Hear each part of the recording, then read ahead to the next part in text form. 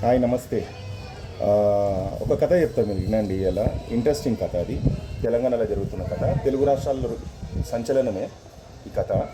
ఒక పిల్ల ఉంటుంది, పెళ్లి కాని పిల్ల. డ్యూటీకి పోతూ ఉంటుంది.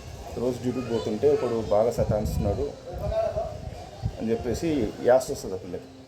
ఒకరోజు పోయి పోలీస్ స్టేషన్లో కంప్లైంట్ ఇస్తుంది. ఏమని ఒకటి నన్ను బాగా హెరాస్ చేస్తున్నాడు, సతాయిస్తున్నాడు, నన్ను ఎక్కడ పోనిస్తారు అని చెప్పేసి. సరే అని పోలీసులు ఎఫ్ఐఆర్ ఫైల్ చేసి ఇన్వెస్టిగేట్ చేస్తారు. అయితే కొంతకాలం తర్వాత పిల్లకి పెళ్ళి అయిపోతుంది. లవ్ మ్యారేజ్ చేసుకుంటుంది, ఇష్టపడి మరి లవ్ మ్యారేజ్ చేసుకుంటుంది. పిల్లలు అవుతారు, అన్న అవుతుంది. అయితే ఒకరోజు పోలీస్ నుంచి ఫోన్ వస్తుంది, నువ్వు కంప్లైంట్ ఇచ్చినావు అమ్మాయి, ఇన్వెస్టిగేషన్ చేస్తున్నాము, నీ స్టేట్మెంట్ రికార్డ్ చేసుకురా. ఇప్పుడు ఆ పిల్ల పరిస్థితి ఏంటంటే, ఎవడైతే హెరాస్ చేసిండో వాడిని లవ్ మ్యారేజ్ చేసుకుంటుంది.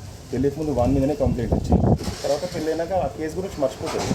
పెళ్ళైనాక మొగుని మీదనే కంప్లైంట్ ఇచ్చిన కదా గతంలో, మొగుని గురించి ఏం చెప్పాలా అని చెప్పేసి ఆ పిల్ల పరిస్థితి దోపికన ఘర్కాన ఘాట్కా అన్నట్టు. ఆ పిల్ల పరిస్థితి ఏం అర్థం కాదు. ఆ పిల్లనే ఆర్ఎస్ ప్రవీణ్ కుమార్, ఆ మొగుడే కేసీఆర్. ఇది ఆ పిల్ల పరిస్థితి. అంటే అది నవ్వాలనా ఏడవాలనా, ఇప్పుడు ఏం చెప్పాలి?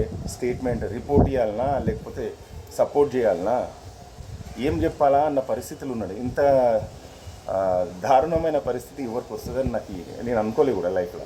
ఆయన కూడా అనుకోకుండా.